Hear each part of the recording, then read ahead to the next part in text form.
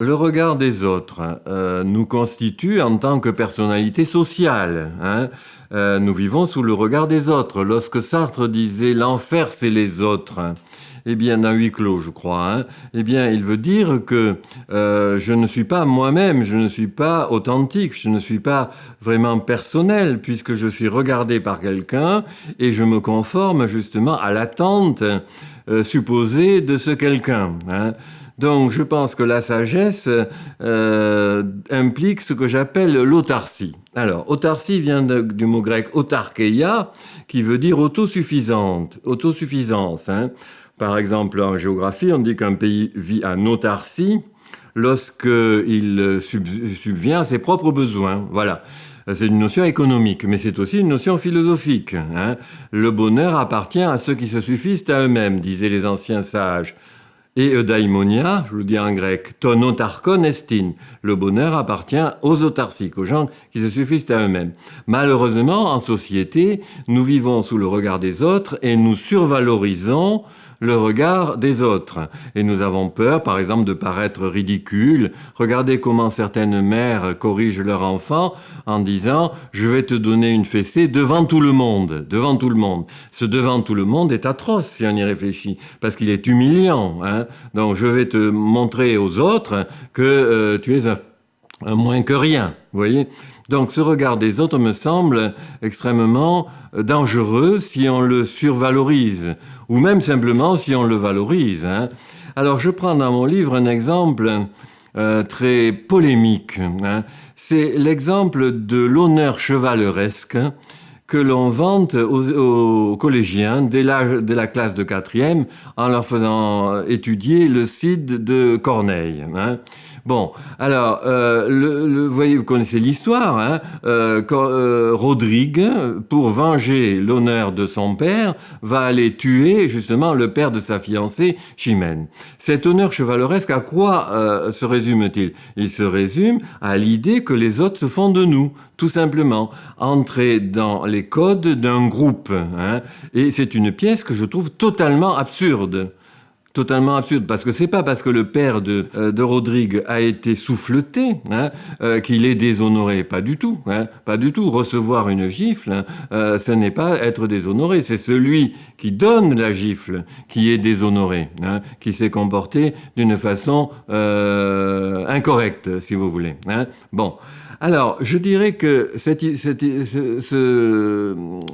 s'il n'y avait pas la langue classique du XVIIe siècle, qui fait que les jeunes des banlieues, par exemple, ne comprennent pas du tout le texte de Corneille. En revanche, s'il n'y avait pas l'obstacle de la langue, ils comprendraient tout à fait la façon de fonctionner de Rodrigue. Il comprendrait tout à fait son mode de fonctionnement. Bon, regardez comment il survalorise le regard des autres. D'ailleurs, c'est le propre des adolescents. Vous savez, on dit que l'adolescent est un être indépendant et libre. J'en doute beaucoup. L'adolescent est très souvent ce qu'il y a de plus conformiste. Il vit sous le regard des autres, c'est-à-dire de son groupe. Je suis frappé justement à l'expression qu'ils emploient pour dire qu'ils sont dans une mauvaise situation. Ils disent la honte. J'ai éprouvé la honte. Et c'est exactement ce que dit Rodrigue dans le Cid de Corneille. Je t'ai fait une offense et j'ai dû m'y porter pour effacer ma honte et pour te mériter. Donc quand les jeunes d'aujourd'hui parlent de la honte, ils sont dans la même situation que Rodrigue. Cette honte, ça vient de ce que le regard des autres est inquisitorial, posé sur nous, et vos condamnations. Donc, s'il n'y avait pas la langue, les jeunes des banlieues, pourquoi je dis les jeunes des banlieues ? Parce que très souvent, ils agissent comme ça. Il m'a manqué, il m'a mal regardé, il m'a manqué de respect, il m'a marché sur les pieds, etc. Donc je me venge. C'est quelque chose de très instinctif et donc de très animal. Je me venge. On n'a pas le droit d'empiéter sur mon territoire. Ils comprendraient parfaitement cela, les jeunes aujourd'hui, s'il n'y avait pas la langue de Corneille. Cette pièce est une pièce inadmissible. C'est une pièce machiste, puisque, par exemple, Rodrigue dit qui m'aima généreux me haïrait en femme. Hein. Moi je dis, vous voyez, je viens de faire le lapsus esprit. Hein. Qui m'aima généreux me haïrait infâme. Bon, infâme. Hein. Mais j'ai dit qui m'aima généreux me haïrait en femme. Hein. Et donc ça revient à ce que dit Don Diego à son fils. Hein. Rodrigue, as-tu du cœur? Hein. Bon, qu'est-ce qu'il faut comprendre par as-tu du cœur? Ça veut dire, Rodrigue, est-ce que tu en as? Hein? Vous voyez, donc, est-ce que tu es vraiment un mâle? Hein? Vous voyez, donc là, on est dans la chose la plus régressive et la plus inadmissible. Hein?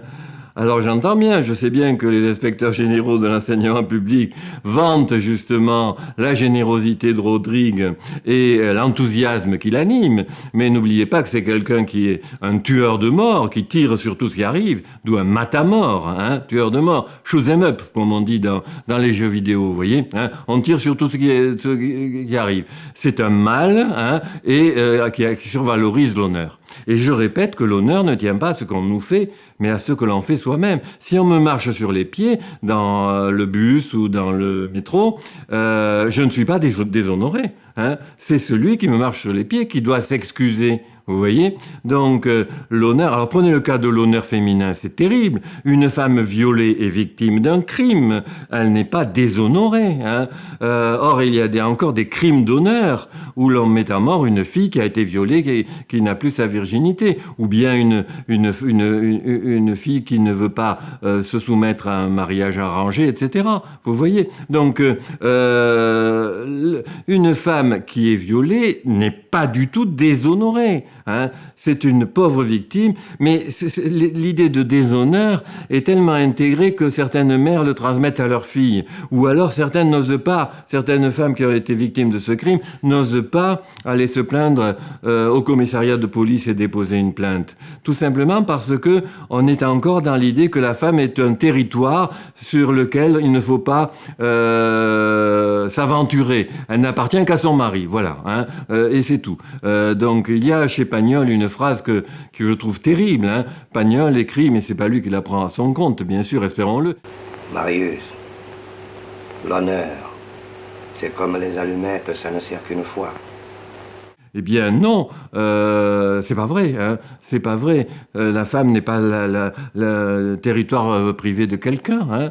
Alors, pour résumer tout cela, il faut dire que le regard des autres est un tribunal parfois terrorisant dont il faut, comment dire, se libérer, hein, et arriver justement à mépriser le regard des autres. Il y a une phrase de Sacha Guitry que j'aime beaucoup qui dit « Si les gens qui disent du mal de moi savaient ce que je pense d'eux, ils en diraient bien davantage. » Vous voyez, hein. Donc, il faut mépriser ce regard et la sagesse est à ce prix.